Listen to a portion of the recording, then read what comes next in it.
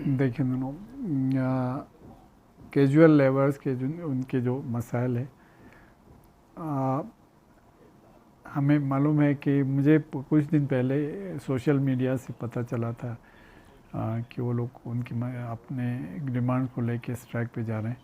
तो मैंने वो लोग उस वक्त मुझे मालूम भी नहीं था क्या है कि स्ट्राइक कब से कर रहे हैं, क्या कर रहे हैं।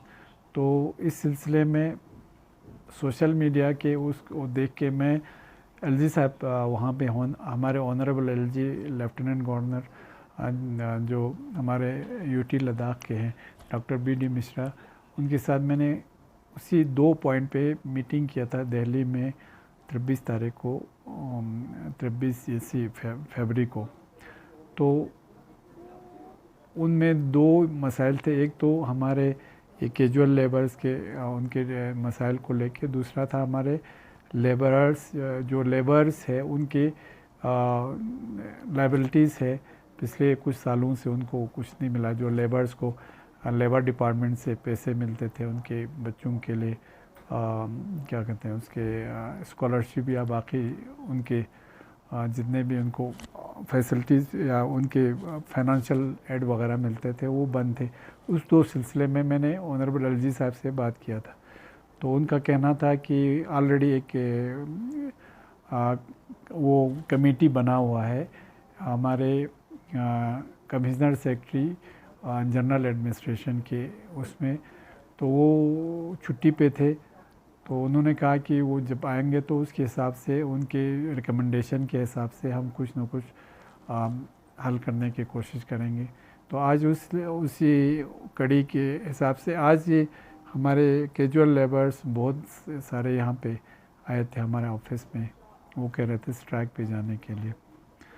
मैंने कहा एज सच हम आपकी जो डिमांड है उसके तो साथ है, आपको जैसे सैलरी या ऑनरियम वो बढ़ जाए हमारे लिए बहुत अच्छा है। और आप अगर ये गवर्नमेंट एक फ़ैसला लेता है कि इनको परमानेंट करना है या एक रूल बना के उसके हिसाब से, तो हम उस डिमांड के साथ है एज ए कौंसल के चीफ में उनकी डिमांड के साथ। हमारी ये है कि जहाँ तक उनके उसको लेके क्या कहते हैं स्ट्राइक को लेके, तो मैंने उनको क्लियरली बताया कि हमारे कोई एसेंशियल सर्विसेज है या बाकी डिपार्टमेंट में है उनको उनसे सफ़र नहीं होना चाहिए उनकी मतलब सर्विसेज, क्योंकि आजकल आपको पता है ठंड का मौसम भी है। फिर बाकी जितने भी ख़ास करके कैजुअल लेबर्स पीएचई के हैं या बाकी जो एसेंशियल सर्विस के हैं उनको अपना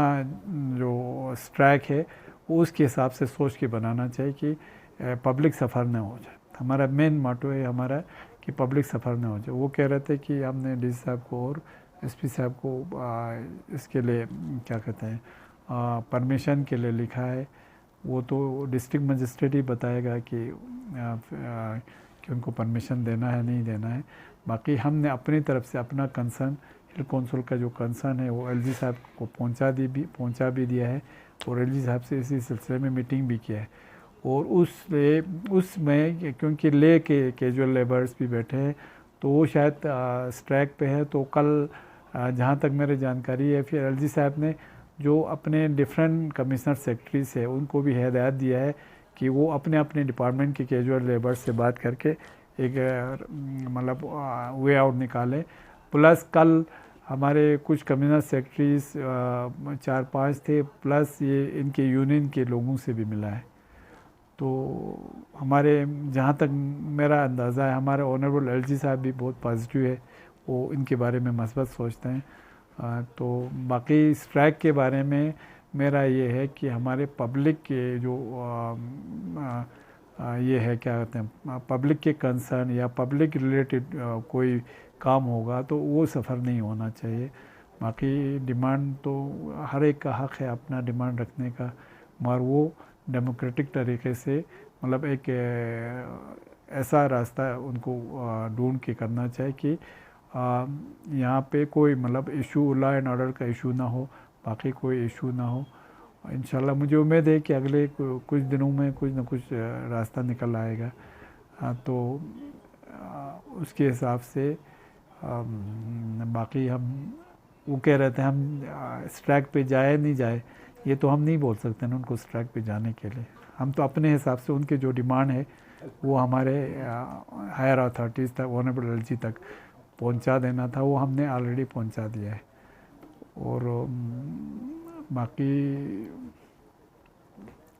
तो उनका अपना वो यूनियन है, कहते हैं वो हमें कह रहे थे ले यूनियन बैठा है हड़ताल पे, तो हम भी हड़ताल पे जाए ना जाए, तो वो तो अपने उनके यूनियन के हिसाब से होगा। मगर हमारा as a chief executive council, as a chairman, मेरा उनसे मुअद्दबाना अपील है कि वो पब्लिक के इंटरेस्ट को ख्याल में रख के जो भी स्ट्राइक करना हो या कुछ करना हो तो पब्लिक के इंटरेस्ट को उनको ख्याल रखना पड़ेगा। उनका मेन क्या इशू था सर?